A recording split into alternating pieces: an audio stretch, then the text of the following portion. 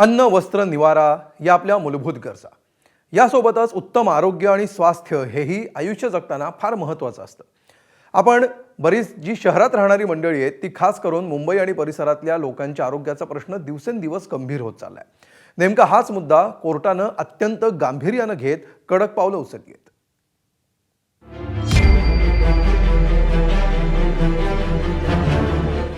प्रदूषणाने नागरिक बेजार, रोखा पालिका आयुक्तांचा पगार.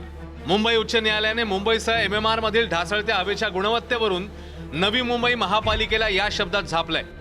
ही हवेची स्थिती इतकी वाईट आहे की कोर्टाने थेट नवी मुंबई पालिका आयुक्त कैलास शिंदेंचा पगारच रोखण्याचे आदेश दिलेत. कोर्टाचा एवढा संताप का झालाय ते पुढे दिलेल्या आकडेवारीवरून स्पष्ट होत आहे. MMR मधली शुक्रवारची हवेची स्थिती काय सांगतेय ते पाहूया. मुंबई 122, नवी मुंबई 134, ठाणे 134, कल्याण डोंबिवली 144, मीरा भाईंदर 160.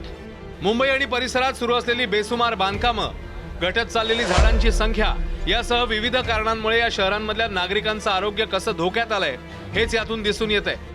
आता याच हवेच्या गुणवत्तेचे निकष काय आहेत तेही जाणून घेऊया, ज्यातून हा प्रश्न किती गंभीर आहे हे आणखी अधोरेखित होईल.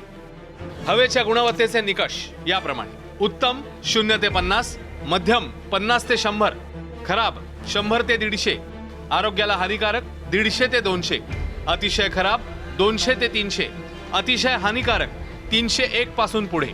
निवडणूक, आरोप प्रत्यारोप, नेते कार्यकर्त्यांची फोडाफोडी यामध्ये मन लावून रस घेणाऱ्या राजकीय नेत्यांनीही या प्रश्नाकडे गांभीर्याने पाहण्याची गरज आहे. पालिका निवडणुका झाल्यावर तरी सत्ताधारी आणि विरोधक दोघंही त्यांच्या व्यस्त वेळापत्रकातनं वेळ काढून याकडे लक्ष देतील अशी अपेक्षा आहे. ब्युरो रिपोर्ट, ABP माझा. ABP माझा, उघडा डोळे बघा नीट.